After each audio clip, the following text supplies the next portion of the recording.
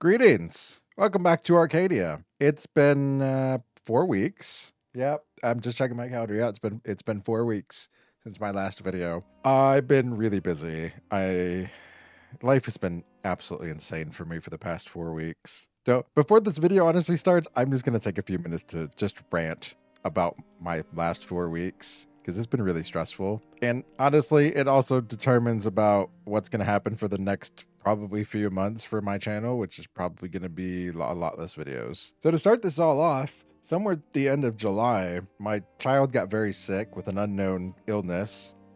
I still don't know what it is. So I've spent basically 3.5 weeks in and out of the children's hospital in Los Angeles. That's been fun. Not really. I don't even live in Los Angeles. I live out in the desert, so it's a very long drive. Then last weekend, Hurricane Hillary came. Wasn't terribly worried about it until I started seeing the amount of wind and rain that was coming. I've been through 2 other hurricanes on the East Coast and the Gulf Coast. Just another hurricane. Yeah, that's what I thought. But then I remembered I live in California in a house that probably hasn't seen rain in 5 years, maybe longer. Let's just say it didn't end well. The back of my house flooded. Because, well, I still don't know where the leak was. It was somewhere. It was coming through the walls. It was coming through the doors. It was bad. I woke up to a very wet, soggy carpet in my bedroom. Fun times. Spent days cleaning this out. Drying my carpet out. I'm still trying to get the mildew smell out of my house. And then last night, my stove catches fire. Because sometime during the hurricane, a mouse decided it was going to move in to the back of my stove in the electric panel and said, "Ooh, look, wires. I'm going to eat these." Yep. So now I have no stove. And the front of my house smells like smoke and the back of my house smells like mildew. My insurance company absolutely hates me right now. Both health and house, they hate me. The house is fixable. No big deal. I get a $2,500 deductible, pay it down, fix the house, whatever. It's fine. And that leads me to another interesting story. Somehow, during this whole fiasco, I got a channel partnership with Dubby Energy. Never heard of Dubby Energy. They're a US-based energy drink company. Very new. Located right here in California. All products made in the USA. And honestly, I've had a lot of energy drinks over the years. This one tops the king of all energy drinks I've ever had. Even G Fuel. Yeah. For someone who can't drink G Fuel because I can't have grapefruit, because all G Fuel has grapefruit extract in it, this is great. This stuff has no sugar, no filler, no artificial colors, no artificial dyes, no secret formulas, no hidden ingredients, totally gluten-free, made here right in the US, and it's got great flavors. So if you'd really like to help and support me in funding the fixing of my house, you can go to their website, w.gg, use my code Kaimedar. You can get 10% off your order. Because honestly, $2,500 is a lot of money to just come up with out of absolutely nowhere. This was not in my budget at all. Not even a bit. All right, now that that's out of the way and real life is done, let's go back to Minecraft. I'm still going to sit here and rant and tell you about what I've done because I only have very select footage. And a lot of it is just going to require some narrative. Plus, I have 4 entire weeks of things that I don't even really know what they all are. So I'm going to have to just kind of watch some of it and talk about it. So let's get into it. So I'm sitting in the nether one day at my gold farm, just kind of reorganizing things, putting up the new shulker loaders and whatnot.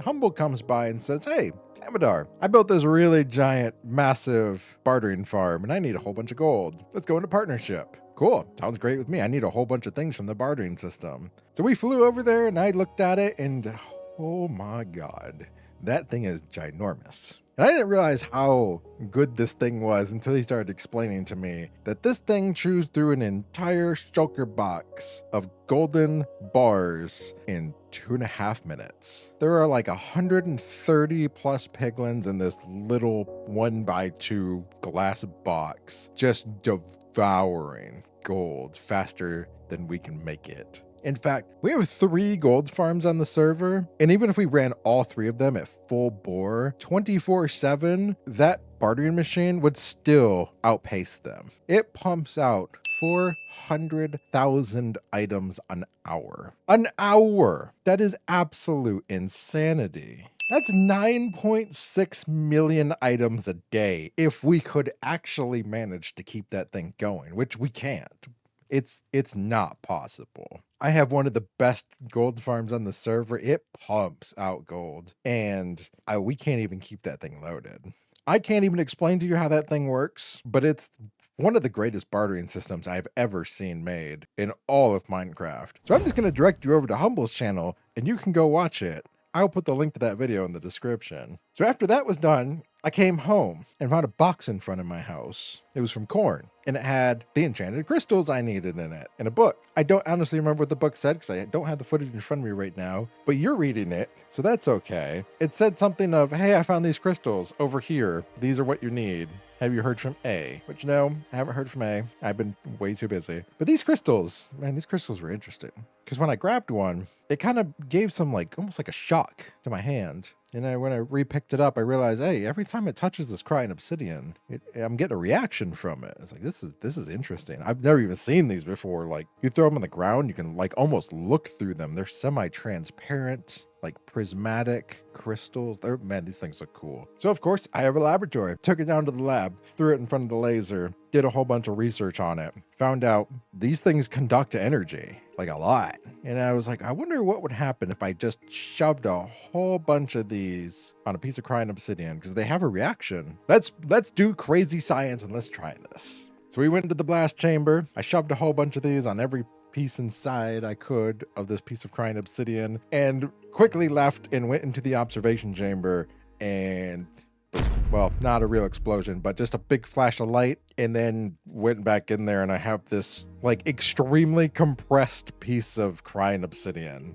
with a whole lot of power pumping through it. And that got me thinking, this is a lot of power. I might be able to use this. I was also thinking too, back on what Corn said of maybe we shouldn't trust A.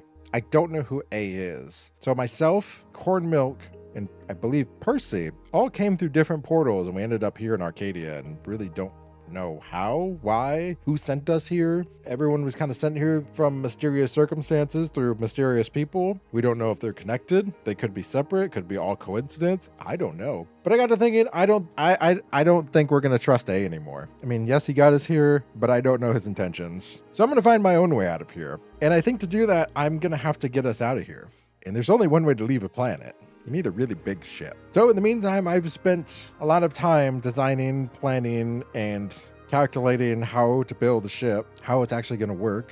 I have an amazing power source now of this super compressed crying obsidian. Also, at some point, I think I need to meet up with Percy, and we're going to have to try to figure out what's going on here. Myself, Percy, and Corn Milk, we all need to meet up, have a little powwow, figure out what's going on. Also, Percy apparently has this spirit with him, I've heard from other people, called Woot.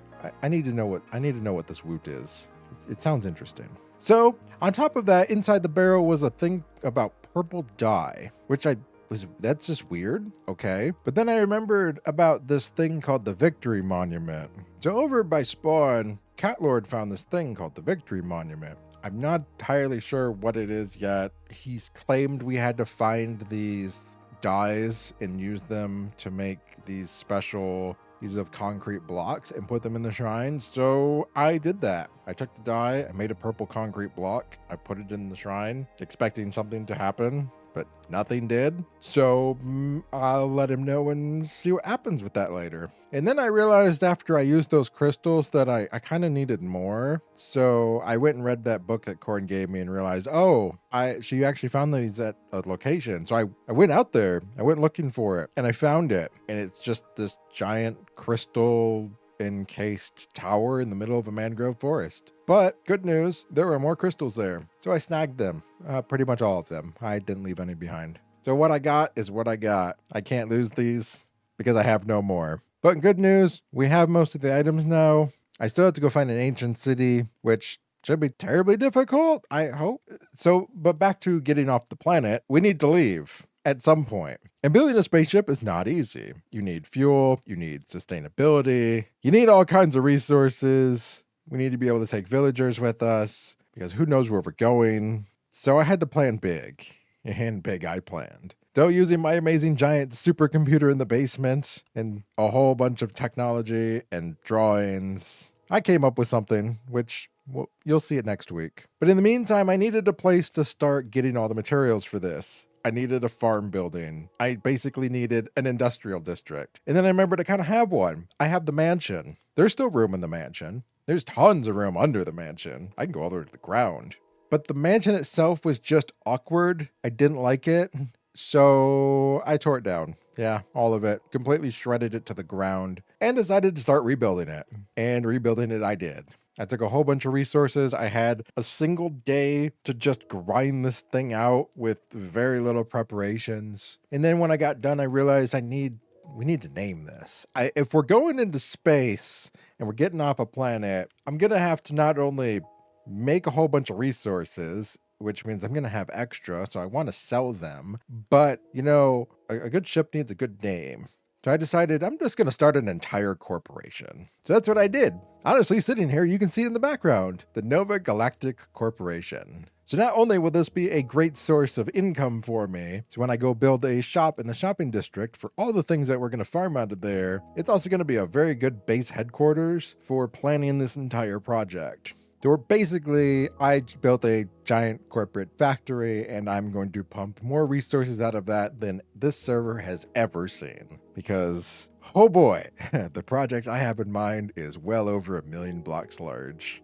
Also, during this whole thing, I've managed to get on maybe an hour a day to play Finders Keepers, which, oh man, this is a fun game. So basically, if you don't know, Finders Keepers is, we get this block. It's a very special textured blue, crystally looking block. Almost looks like a diamond, but not. And we have to hide it in our base somewhere. And we tally up the points by whoever holds it for the longest during the amount of time. I'm currently in the lead with 600 and some odd days because, well, I don't know why. I basically grab it, spend 10 minutes making some crazy place to store it in my house, and put it there. It's been fun. People have made some really wild contraptions to hide this thing. It started with Gooba making this huge board of levers, which you had to solve to figure out how to get the block out of this glass encased section, which I somehow managed to get on the first try using probability math. Don't know how I managed that. 3.5 minutes. Block's mine. Then Humble built this massive cave of puzzle after puzzle after puzzle after puzzle after puzzle. So annoying.